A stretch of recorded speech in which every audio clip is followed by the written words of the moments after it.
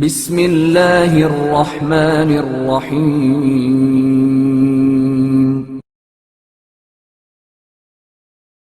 احادیث رسول اکرم صلی اللہ علیہ وآلہ وسلم کا احترام اور جناب فاطمہ سلام اللہ علیہا۔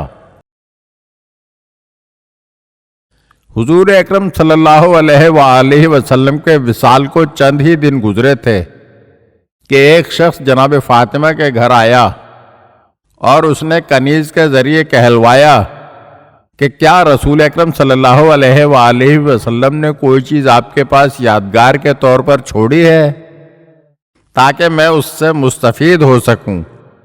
جناب سیدہ سلام اللہ علیہا کو حضور اکرم صلی اللہ علیہ وآلہ وسلم کی ایک حدیث یاد آئی تو آپ نے اپنی کنیز سے فرمایا، اس لکھے ہوئے کاغذ کو میرے پاس لے آؤ۔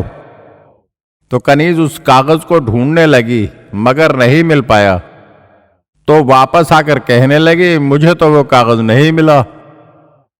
یہ سن کر حضرت سیدہ سلام اللہ علیہا نے کنیز سے کہا، افسوس ہو تم پر، اسے ڈھونڈ نکالو، کیونکہ وہ کاغذ میرے نزدیک حسن اور حسین کی مانند عزیز ہے۔ یہ سن کر کنیز دوبارہ گئی اور کافی تلاش کے بعد اس کاغذ کو ڈھونڈ ہی نکالا اور آپ کو لا کر دے دیا۔ پھر حضرت فاطمہ سلام اللہ علیہا نے وہ حدیث کنیز کے سامنے اس شخص کے لیے پڑھی جس میں یوں لکھا ہوا تھا، وہ شخص مومنوں میں سے نہیں ہے جس کے شر سے اس کے ہمسائے محفوظ نہ ہوں۔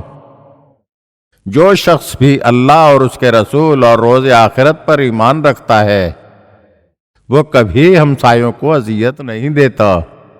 جو بھی خدا اور آخرت کے دن پر ایمان رکھتا ہے ہمیشہ اچھی بات بولتا ہے یا پھر خاموش رہتا ہے، اور خداوند عالم خیر خواہ، بردبار اور پاک دامن افراد کو پسند کرتا ہے، جبکہ کینہ پرور، بد زبان اور گڑ گڑا کر مانگنے والوں سے نفرت کرتا ہے۔